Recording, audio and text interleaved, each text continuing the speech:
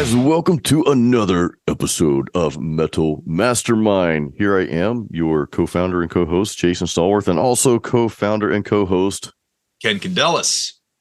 Ken, dude, we're going to talk about something, and everyone, we're going to talk about something that Ken knows a lot about. This is, I don't want to say brand new, but it is kind of new to a lot of folks, and I don't know anything about this stuff, dude, so I'm excited for you to explain what the crap this stuff is, NF, whatever, and you guys are going to get some organic questions from me. So, Ken, dude, I'm going to just ask you to kick it off. What the heck is this stuff? NFT? Yeah, NFTs. Yeah, man. So NFTs, well, it stands for non-fungible tokens.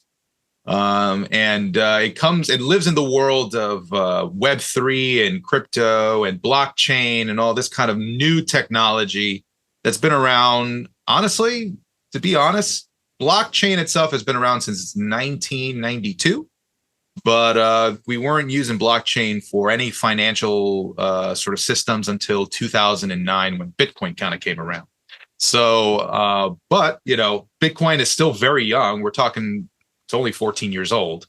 And we have this new sort of endeavor of what people are doing in this space where people are attributing ownership in the digital realm, which is something that's always been kind of hard to do before this. So it's a kind of interesting thing. You know, like when you're going online and you want to download, let's say like a picture or something like that, right? You know, you can just kind of save the image, but you're never actually like the owner of that image, right? You know, you just kind of download the image and you kind of have it on your computer now. But the technology of blockchain allows us to actually have a timestamp of purchasing where we can, you know, prove that we actually bought this at a specific time and we own it and it's immutable. It can't be taken away from us. Now, before we go any further, and I should have stated this in the beginning, we are going to talk about how this relates to music, because I know some of you we've already lost, and I'm one of those people we've lost. Like, okay, yeah, I get it, Ken. I'm going to go, you know, do something else now. But let me put it to you. Let me put it to you this way, okay? So let's say there was, you have the Mona Lisa, right? Gotcha. Big, very, very famous piece of art. Now, what makes the Mona Lisa a one of a kind? I'd say because she looks like she's listening to some doom metal, right? Well, no, but for real, like what do you think is one of the things about the Mona Lisa that makes it original? I mean, it's just the original painting, right? I mean, I don't, you know, right? That's it, dude. You can't replicate that. You can try. You can take pictures of it and maybe draw it or whatever. But would it be the fact that it was made by Leonardo da Vinci? Well, that's the obvious fact, right? Yeah. So it's an obvious fact, but we have evidence that the Mona Lisa was made by Leonardo da Vinci, right? And I usually miss the obvious, by the way. So, but it's okay. But Leonardo da Vinci's Mona Lisa is so valuable, right? I think it's even like in $1 billion or something like that. It's so valuable, right? Because it's the only one, right? It's a non-fungible asset. It means it can't be duplicated. Okay.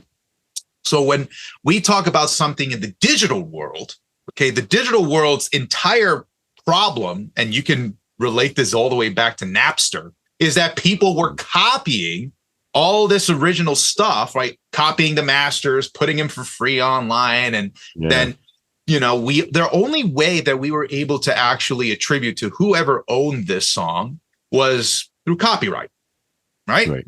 So what if we were able to take copyright and put it into a digital form where we could actually trace via digital technology who was the original owner?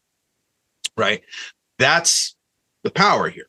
So we're talking about a Mona Lisa kind of idea, right? Of original and growing value over time through art and music or documentation. Hell, it could be real estate. It could be anything you want. And the idea is that there is a digital certificate that follows that asset on, blockchain, on the internet, on wherever it's going to be in the digital realm. That's what an NFT is. Let me wrap my simple mind around this, because I always make the joke I'm like Leonard Skinner, not a simple man. But so if I understand this right, so we'll continue to listen to music as we do, but maybe there be specific songs like, Ken, let's say you and I write this death metal love song together or whatever, right? And we put it out there as what, a digital asset, an NFT. Will that just be the one original copy that someone would be able to buy and no one else would be able to buy that? Well, you certainly can do that. Okay. You can also do, let's put it in this way. You know how artists, they create special editions? Yes. Right? Let's say that, you have a 500 edition limited copy of this one album, and it's only ever going to be sold as this digital asset, an NFT. Okay. Now, artists can do that. Fans can buy them. And the fans, they could, decide, oh, I've got my fill of this and now I don't want it anymore. Let's say I want to sell it. Well, they can sell it and the artist can actually earn royalties off of the back end, because with every single NFT comes something we call a smart contract. Now, let me ask you this. What's a contract? Well, that's just the agreement between, two parties, two entities, right? It's just that's all it is, right? It's just an agreement, right? So if I create a smart contract, the contract is sort of autonomous. It enacts on its own based on the parameters that you give it. Gotcha. So you make the rules for the contract, and so in other words, and that was going to be my next question, Ken. So you could release a song. Everybody listening right now, you could release, let's say you want a special album as an NFT. You could say, hey, there's only 100 copies of this NFT. People purchase it. Of course, the artist gets their percentage. But if one of those folks decided, hey, I don't want it anymore, or I've had my fill, like you said, Ken, I want to sell this to somebody else. Well, they can sell it, but the artist is going to get a percentage of that every time it's sold. Because that was going to be my question. What happens after they sell it? Can they still, collect on that? Yeah, this is the power of blockchain. Because passive income, right? Passive income. So it's what we're all about. So yeah. Exactly. So blockchain is all about time stamping information, right? So the creator of that NFT will always be written into the contract. Gotcha. So that contract, and it's immutable. It can't be changed. Okay. That's the thing about this. It can't be changed. You have like, there are protocols out there, like Bitcoin is a protocol. It's also it's a coin, but it's a protocol. It's an algorithm. And then there's also like Ethereum. You may have heard of that one too. Yeah. Right. And so these ones are sort of like the big blue chip, sort of cryptocurrencies that are out there, and their technology that underlies them is so well made. It's almost impossible to hack them. So you're going to have this strong foundation of being able to release, something like an NFT on a protocol that has a lot of security behind it. And everything moving forward, right? Since it's immutable, it can't be changed, which means that your royalties will always be the same moving forward. So this brings me to another question, though. How in the world do you keep people from copying that digital asset? Like, what if somebody, like, is it stored in like the cloud or in a place, or what if can people put it on their hard drive and listen? So great question. So because the creator of the NFT is always known, you can, if somebody were to just copy that, let's say they copy the actual asset itself, it would never have the same sort of history, the same digital footprint certificate history. It would be just a copy of what is the original still. Okay. Because underlying that, you could actually see where was the transaction history. And if somebody were to do their research and go back, they could see, oh, no, this is actually a fake. This is not the real one. So you have that digital footprint that trails all the way to the beginning. But if someone didn't care about the digital footprint and they just wanted to hear the album and have their own copy of the album, they could, in a sense, copy that. Or you could copy my album and give it to your friend or something like that. Definitely. I mean, it doesn't stop anybody from pirating anything. Gotcha. At the end of the day, you're still beholden to the user. So Somebody who even downloads the NFT could be like, hey, I took this information that I got from the NFT and let me put it on, SoundCloud, whatever. They can do that. That's just what we have to deal with today. But that's not the purpose of the NFT. The NFT is not supposed to, how would you say, let's say gatekeep or secure things. The whole thing about an NFT is to show authenticity to something. Gotcha. That's all it's about. It's a footprint, right? So it's like saying, hey man, I go and buy like this action figure that comes from like a 1969 collection, right? And like, if I went to an appraiser, they'd be like, oh man, this toy, oh yeah, this is the real deal, and it's worth this much because of that. And then if I took a fake and I brought it to the same person, they'd be like, yeah, no, this is not the real deal, so it's worthless, right? And and they would be able to define what was real and what was not based upon their experience, their expertise. Now replace that expertise with just code that shows what is real and what would be fake in that instance. So if you were to say, for example, to a potential fan, hey, I got this, special edition copy of, Jason Stallworth's album. And they go, okay, so let me see. Let me look at the details about that. Oh, it comes from Jason Stallworth. Jason is the one who created this NFT. So yes, I will buy this for this much because I know it's real. Okay. Right. Versus, oh, let me go and check, this fraud that made this other NFT. Oh, it's not Jason Stallworth. Jason Stallworth didn't mint this, right? So I will not buy this because it's a scam. It's a fake. So that'll be an obvious thing to see. Now, so let's say yes. let's say our listeners, one of you guys or girls want to create an album. So you create the album. It's got 10 songs on it. It's on Spotify, iTunes, but you also have a special edition album that's sold as an NFT. You can listen to the songs on, all the platforms, and you even sell the CDs, but you also have that digital NFT copy. Maybe you give them another song or two that you can't hear anywhere else, right? Kind of like that special a bonus track or whatever. But could you do that? Can you have your album out there where everybody can listen to it? Because you want that, right? That's how we get known, but also have the NFT version of that. And let's say maybe your hardcore super fans would want a copy. Exactly of that, right. Exactly right. I absolutely think that you should not isolate only to just one small niche, because then in this case, because with music it's very hard to have success with just going one route. There are certain people that have done it, like Nipsey Hussle. He's done something very similar where he had CDs that were sold, I think, for like $100 each. And that was like his initial thing. But he also got lucky because like he was found by Jay-Z, and Jay-Z bought like a bunch of them. And that sparked an entire controversy from that point. But that was before the whole idea of like NFTs was coming around. With nowadays, I think because streaming is so like accessible and all this kind of stuff, people are going to have a hard time like just going one route. They want to have music accessible everywhere.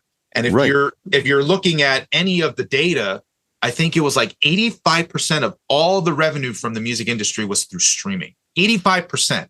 So it's kind of like you kind of can't do without streaming. you kind of need to do it.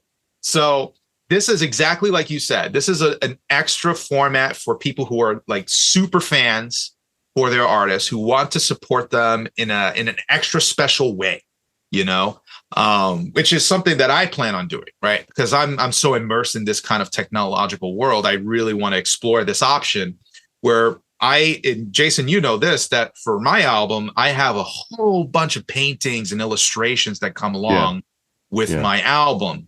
A lot of artwork, man. And that's because there's a whole novel that's written alongside my album. So my idea is to use the artwork as NFTs in the future, and then have some attributing factors to that where they can access, maybe let's say like orchestral tracks or, some other special version of the album that they wouldn't have with just streaming. So I like that. I like what you just said. You know, you've got the orchestral tracks that only the NFT folks get, only someone who buy. I like that. I was thinking in my head just right before you said that. I'm thinking, man, well, we've got the album out there, but what if I give just the raw version of those tracks as an NFT? These are the original recordings and no post processing. It's just kind of garagey and just, you know, it's just the raw track, something like that, you know. And actually, some people have done some very interesting things. There are ways that you can make NFTs very unique too. So for some people, when they create the art for NFTs, what they do is they create like this layered mechanism where they have a background. Let's say they have a figure, but then it randomizes the features of that figure for every person who mints the NFT. And when I say mint, it means they're creating the NFT. So if they're going to get this NFT, the algorithm will just randomize all this stuff, and then they'll come out with a unique piece of art, which is kind of cool. And some people have in the music industry have attributed a way to randomize creating music. So they'll make all these layers of different parts of music. So let's say it'll be like 100 tracks, but each one has like a different element. Maybe like, you know, the randomization will be like, okay, you get some of the drums, but instead of guitars, you get a ukulele. And instead of like, you know, maracas, you get tambourines or something like that. And it creates a unique track out of that, which is kind of fun, you know. But if people have been experimenting with this concept of trying to, you know, make the user benefit from the uniqueness of randomization. And I'll just say this, you know, it's still kind of, I know it's not brand new. It's been around for a little while. It's still kind of new to me. I've known about NFTs, but never dug into them. But a lot of folks, you know, I'm the old guy here, and this is why Ken and I work like the perfect puzzle, because you're a lot younger. So you and plus, you know, you're in the education system as an instructor as well. So you have to stay on top of this sort of thing, being plugged into the industry the way you are. Me, on the other hand, you know, I mean, I'm a full-time musician as well, but my focus hasn't been this new stuff. So for people like my age, I'll be 48 later this month.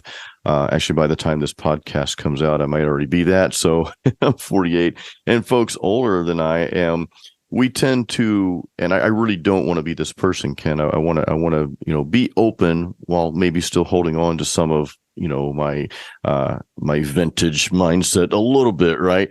Because not everything old is bad, but we might have a problem embracing some of this new stuff just because we don't understand it. And a lot of times when we don't understand it, well, we kind of fear.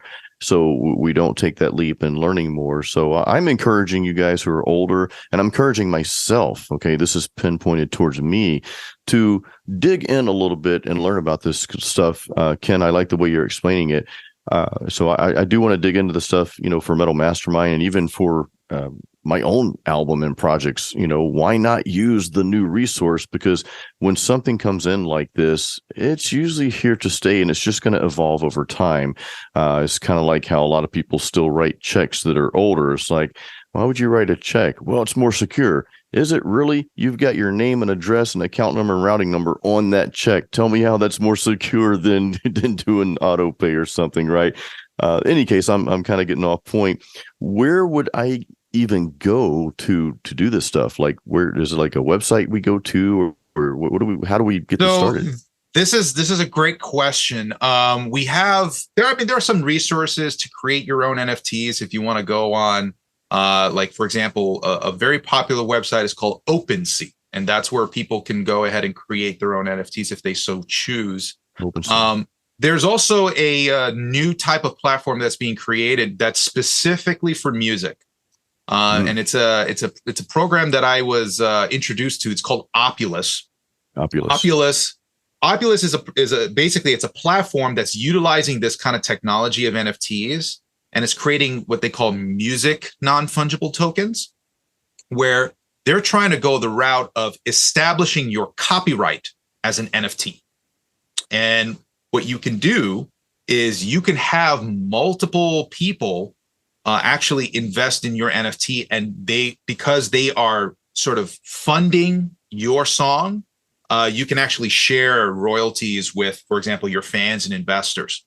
Oh man. Wow. So it's a very, very like forward thinking type of way to do it, because I think for a very long time, and you and I have spoken about record labels for a minute here, but record labels have been kind of in charge of the music industry for God knows how long, 100 years more, you know, and they've been able to control artists' futures because they had so much of a stake in their, you know, development.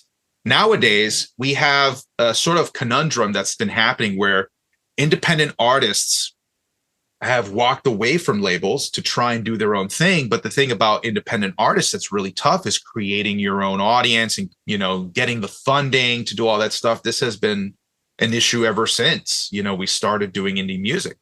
So what Opulus is doing is they're trying to say, hey, what if we had, you know, a platform where, you know, you had people who are looking to invest in music, right? That's what they want, right? So it's a hub where they can go and find the music on that platform that they like, that they believe in, that they want to put their money into, and that they could benefit in the long term from that.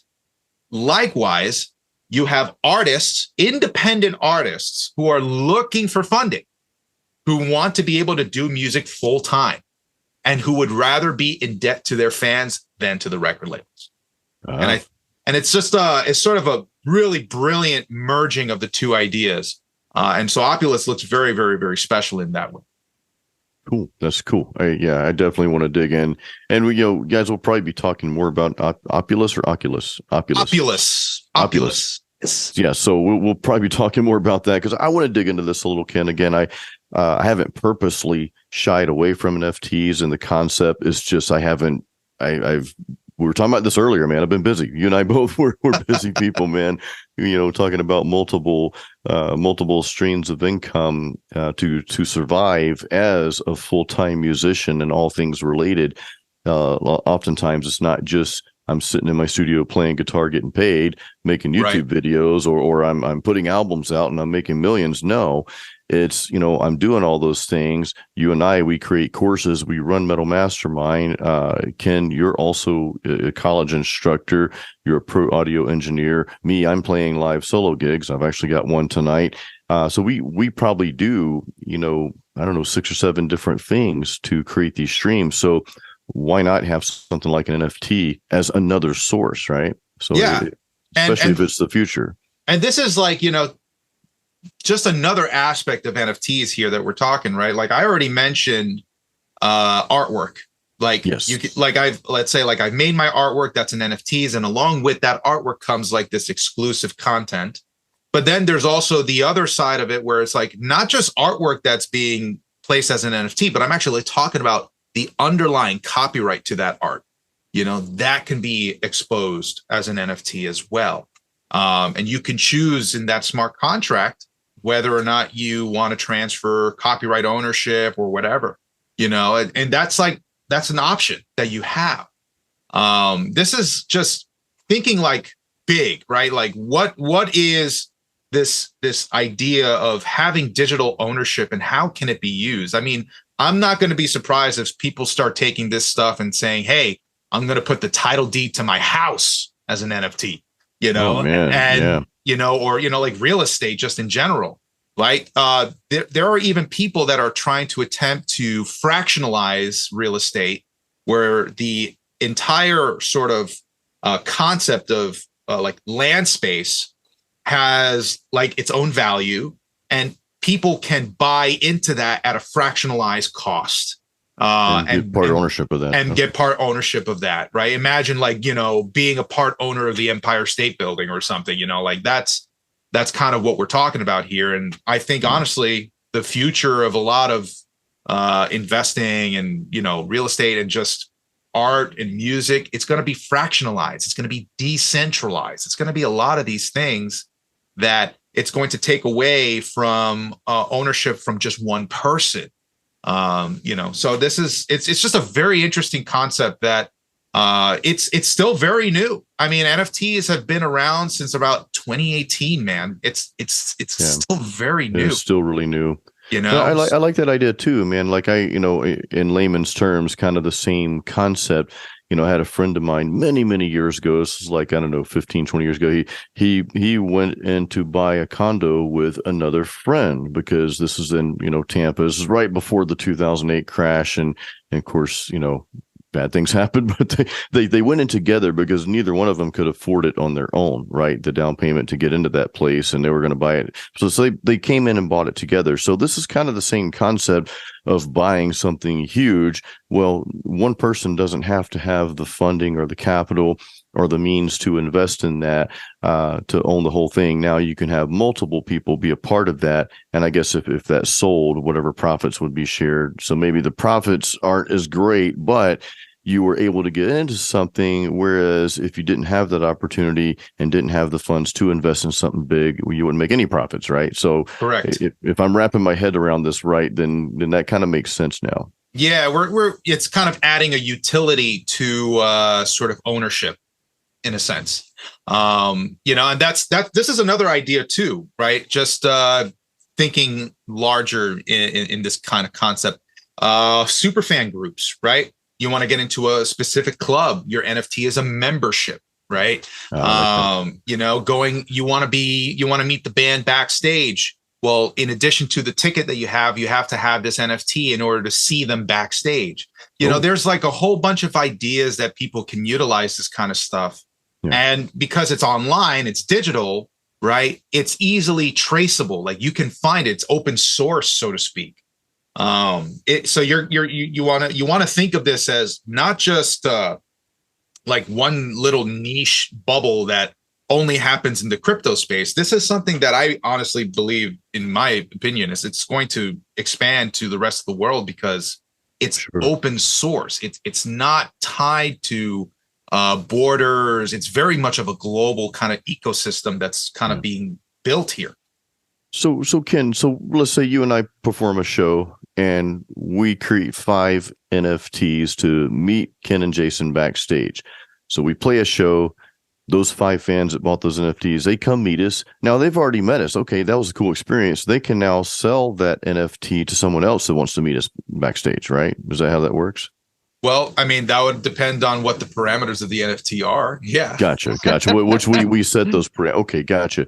Because I would think you'd want to give that opportunity. It's like, okay, well, because you want the NFT to be sold at some point so that you can profit from that, right? Yep. Man, I've got so many ideas. You and I have to talk after we do this podcast. I've got a Metal Mastermind idea that might be really cool. Yeah. Well, and I want to dispel, maybe some caution from a lot of people there. This is still a very new space. So it's still kind of like a pioneering industry at this moment. You still got to be very careful when you go out into the crypto space. There's not a lot of regulation that goes on in there. So that is, it's a danger in some aspect. And I don't want to have anybody, come lashing back at this and saying, oh, well, they're just a scam. And well, because a lot of people have been scammed through trying to get NFTs. So you have to be very, very careful. You have to learn how to kind of do your own research. Maybe that's something we can talk about in the future on how to go navigate about this space, because that is something that we need more guidance on. And I don't want anybody to think about this as just, we're just trying to scam people, because that's very, very easily construed with people that are malicious actors in this space. So you need to do your research then before any of you jump into this. This is something that you really need to do your due diligence, guys, and myself too. I'm talking to myself more than anyone else, but don't just jump into something. Hey, I heard this cool podcast, Ken and Jason, Metal Mastermind. I'm doing this now. Don't jump into it without researching it first and knowing what you're getting into and learning how to, I guess, read the contracts and develop those and that sort of thing. So, Ken, maybe that's something that, if you guys want some more content on this, because again, it's brand new to me. He's already dove pretty deep into this stuff, but let us know. we'll put a version of this video on YouTube as well, so you can let us know in the comments, or hey, just go to our Facebook page, the Metal Mastermind Facebook page, and drop us a comment. Hey, I want to learn more about this stuff. Yeah, do some more videos on YouTube and maybe more podcasts, and we can definitely share, because I'm interested. My little antennas are up. I'm like, okay, this is, because Ken, like you said, it's not only it's the future, but it's also the now. Like we're doing this now.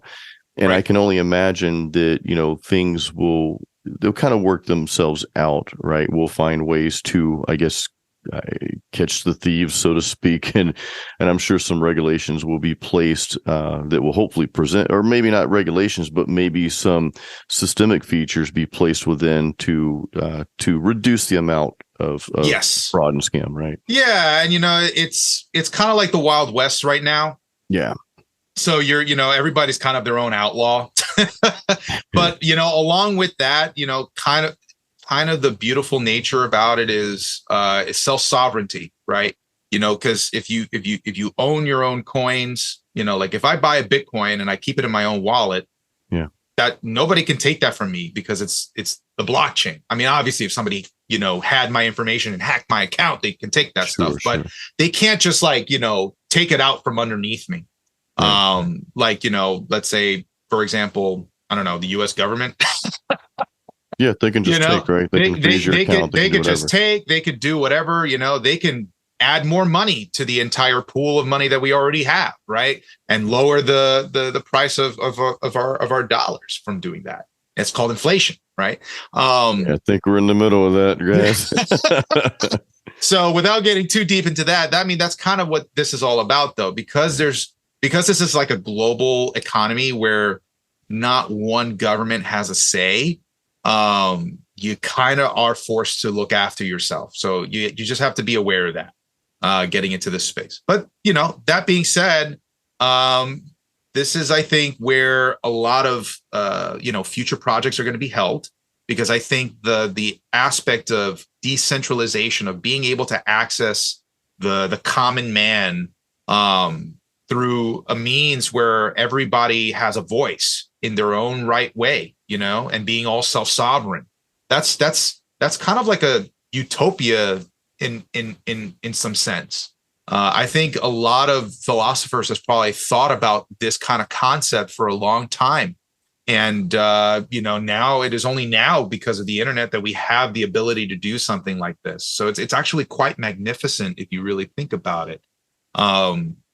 So we're living in very interesting times, and not to mention, like, there's a whole bunch of stuff like AI coming out all around this stuff, and it's very, very wild.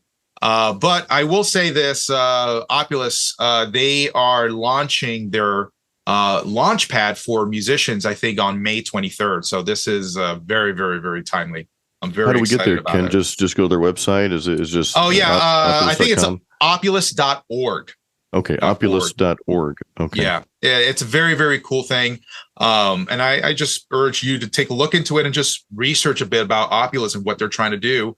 Yeah. I think a lot of other, companies are trying to do something similar. There is one decentralized version of Spotify out there. It's called Audius. That's another one, which is very cool. Nice. But they're not like, I don't think they're doing like a launch platform like Oculus is doing for musicians to actually raise funding to create their music, which is very unique in my eyes.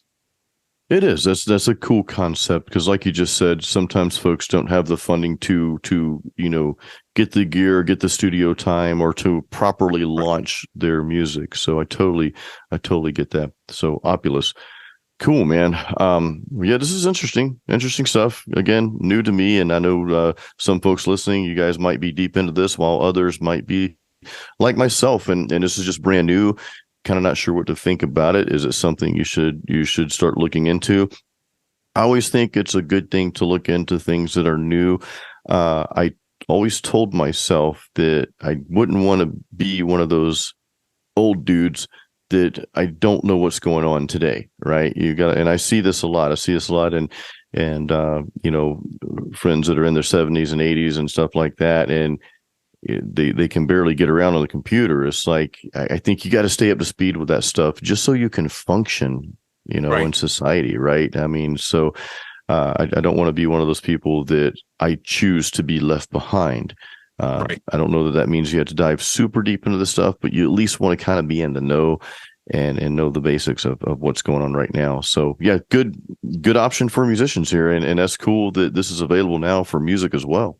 Yeah. And I mean, who knows, Jason? This is Metal Mastermind. We teach our, students a whole bunch of things. And, maybe if there's enough demand for it, maybe we'll create a course where I'll talk a little bit more about this on NFTs and crypto and Web3 and decentralization. Maybe that's an option that if you're interested, please voice it, because then that tells us maybe there's content there that you guys want to really learn. Yeah, please let us know, guys. Well, Ken, anything else we should know about NFTs without going too much deeper here? I think that really kind of closes it off for today. I do want to thank Oculus. They did sponsor this episode, and they're very good friends of mine, and they're an amazing project that I've done a lot of research into them, I think for about 2 years before I was actually ever accepted as an ambassador for them. So I just want to really thank them. And, it's just something that I'm very passionate about. Web3 and music and metal music for that matter. Of course, you guys know that. So I wanted to just open the conversation about it, because I think in many ways it's hard to sort of bridge the gap between traditional making music and what the future looks like for a lot of this. And I think just a conversation about that is healthy to have. So I hope that you guys also feel that way and you feel reciprocated enough to let us know if this is something that you guys enjoy, and we'll talk about it as much as you guys want to hear about it. So thank you to Oculus. Yeah, thank you, Oculus. And guys, you can listen to our podcast, by the way. We've got it on Metal Mastermind on our website, but we also have it on Spotify. We have it on Apple and Google Podcasts as well. And hey, don't forget to go to metalmastermind.com. Check out all of the courses that we have there, guys. That's what we're all about, is really helping you become better and create your own sound. So on that note, guys, as always, create your own sound.